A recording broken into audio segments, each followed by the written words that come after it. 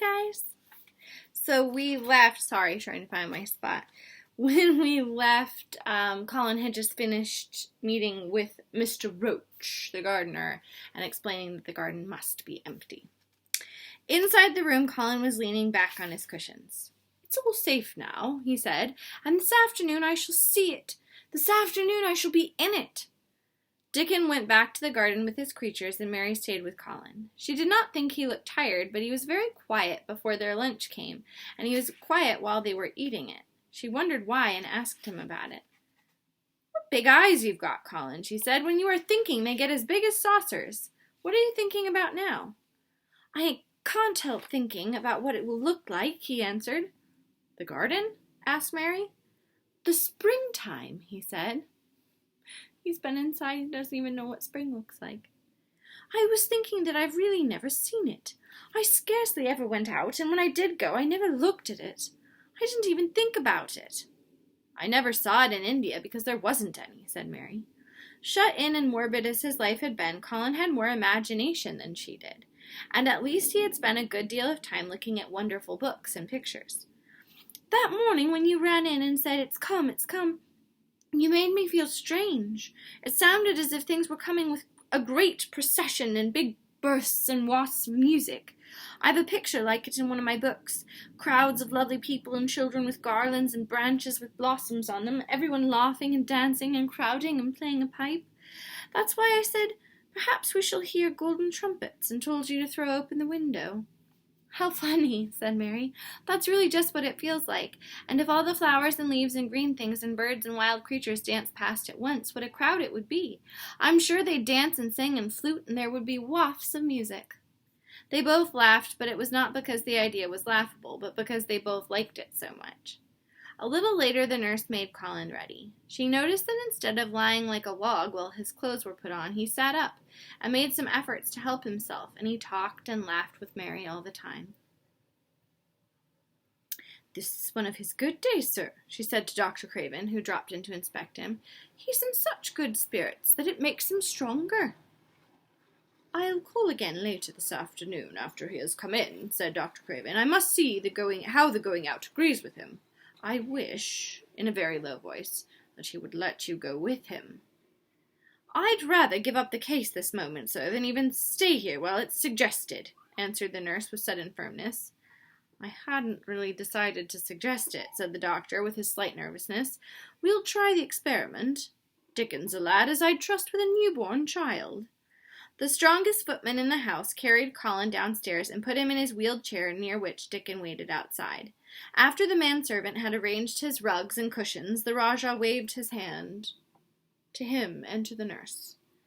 "You have my permission to go," he said, and they both disappeared quickly, and it must be confessed, giggled when they were safely outside the house.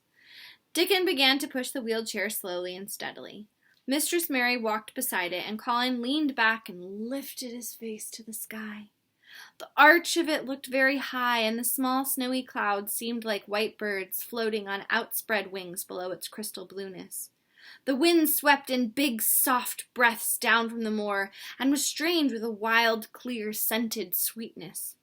Colin kept lifting his thin chest to draw it in, and his big eyes looked as if it were they which were listening instead of his ears. "There's so many sounds of singing and humming and calling out," he said. "What is that scent the puffs of wind bring?" "It's the gorse flowers on the moor that's open and out today," answered Dickon. The bees are at it wonderful today." Not a human creature was to be caught sight of in the paths they took. In fact, every gardener or gardener's lad had been witched away, but they wound in and out among the shrubbery and out and round the fountain beds, following their carefully planned route for the mere mysterious pleasure of it. But when at last they turned into the long walk by the ivied walls, the excited sense of an approaching thrill made them, for some curious reason they could not have explained, begin to speak in whispers. "This is it," breathed Mary. "This is where I used to walk up and down and wonder and wonder." "Is it?" cried Colin, and his eyes began to search the ivy with eager curiousness. "But I can see nothing," he whispered. "There's no door." "That's what I thought," said Mary. Then there was a lovely, breathless silence, and the chair wheeled on. "That is the garden where Ben Weatherstaff works," said Mary. "Is it?" said Colin. A few yards more, and Mary whispered again. "This is where the robin flew over the wall," she said. "Is it?" cried Colin. "Oh, I wish he'd come again." "And that," said Mary with solemn delight, pointing under a big lilac bush, "is where he perched on the little heap of earth and showed me the key." Then Colin sat up. "Where? Where? There?" he cried, and his eyes were as big as the wolf's in Red Riding Hood, when Red Riding Hood felt called upon to remark on them. Dickon stood still, and the wheeled chair stopped. "And this," said Mary, stepping onto the bed close to the ivy, "is where I went to talk to him, and when he chirped at me from the back of the wall. And this is the ivy the wind blew back." And she took hold of the hanging green curtain. "Oh, is it? Is it?" gasped Colin. "And here is the handle. And here is the door. Dickon, push him in! Push him in quickly!" And Dickon did it with one strong, steady, splendid push. But Colin had actually dropped back against the cushions, even though he gasped with delight, and he had covered his eyes with his hands and held them there, shutting out everything until they were inside, and the chair stopped as if by magic, and the door was closed.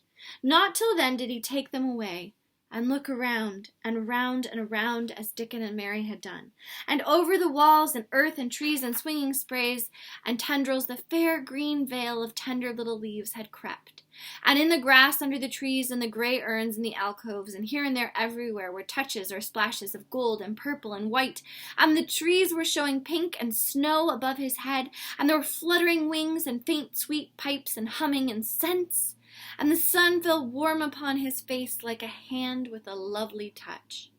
And in wonder, Mary and Dickon stood and stared at him. He looked so strange and different because a pink glow of color had actually crept all over him, white face and neck and hands and all. "I shall get well!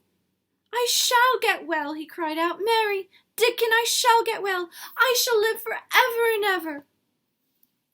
And that's where the chapter gets its name.